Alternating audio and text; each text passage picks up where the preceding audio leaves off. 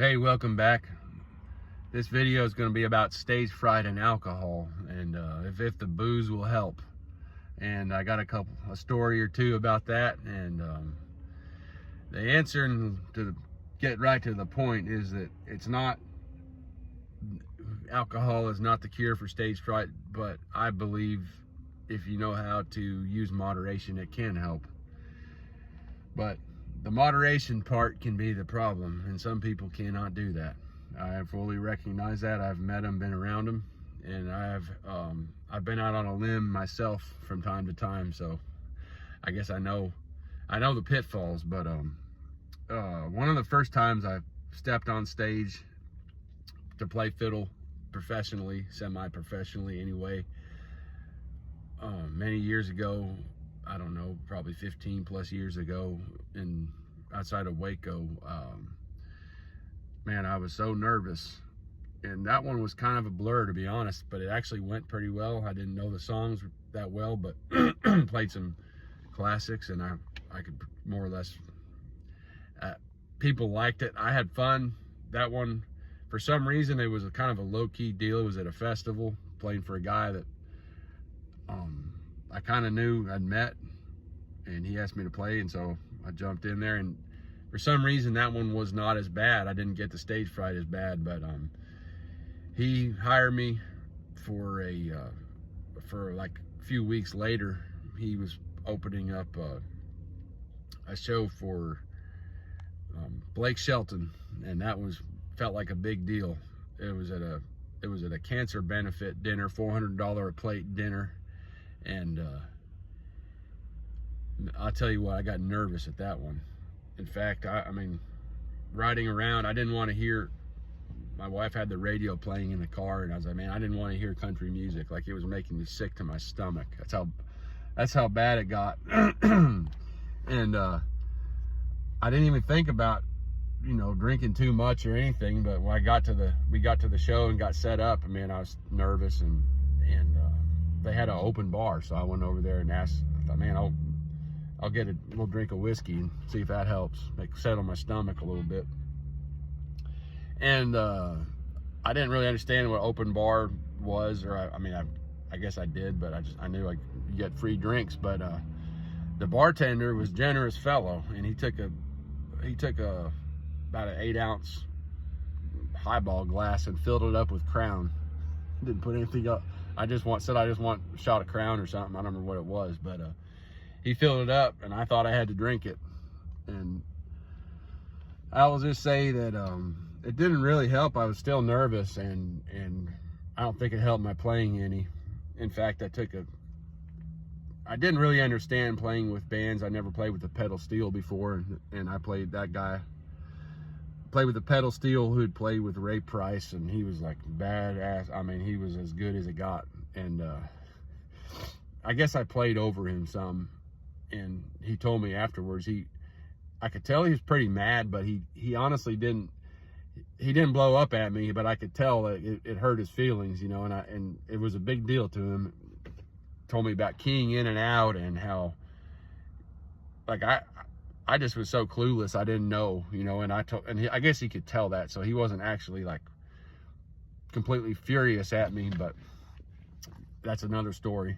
That had nothing to do with alcohol. I just didn't know anything. But I will say that I dang sure was feeling it after that, and I might have had a beer or two after that, and man, I was like, I was walking around, I was fine, but like, that was not a helpful amount. And the reason I say that it can help is because I think, like, after playing fiddle for so many years, and then going to starting to play my own songs, and sing and play guitar in public, I mean, there's been times I've been almost as nervous, going into an open mic a couple years ago, or different things, and what I've had to think about is like, what are we doing here? Having fun. It should be fun. I mean, if I was there listening to music, and I'd just be drinking a beer or two and having a good time, basically I'll just try to do the same thing and just try to get into that mindset. Now, like I said, some people can't drink a beer or two, and it escalates, and they probably need to avoid it. But as it pertains to physical performance, I know there's a book called The Rise of Superman by Stephen Kotler. It's kind of an interesting character, but it's a pretty interesting book where he talks a lot about flow and high performance, flow states. And he makes the point that a lot of the high level extreme athletes, like in the X Games and snowboarders, etc., they like to mix chemicals. They'll have some espresso. They like the marijuana, which is not really my deal, but they'll get some caffeine and a little bit of alcohol. They'll mix it up, trying to get their brain in this particular spot where they can drop into a flow state pretty easily. And honestly, I've played around with that for a few years, and I've played some of my best shows, and maybe in the evening, you drink a Red Bull or a cup of coffee, and then about 2 beers before you go on stage. And sometimes that little cocktail, so to speak, can be, it kind of takes the edge off your nerves, and you can just relax and have a good time. It doesn't affect your playing. Now, I know some people say, oh, you always think you play better with, when you're drinking, but you're really not. You're just whatever. I mean, I've been at the point where, playing, learning how to play on stage and sing is like, it doesn't matter how good you can play sober or without any alcohol, because if you're not able to get it out, then that's kind of a moot point. Like, you might as well drink a beer and have a good time. That being said, you got to watch it, because some Christians, they have a funny thing about drinking. As a Catholic, I mean, you just, basically the deal is you don't get drunk and lose control of your faculties, your mental capability, and your God-given reason. And so if you can keep that in mind, then why do we have music and dance halls and concerts? I mean, ideally everyone can stick to that standard and not get wasted.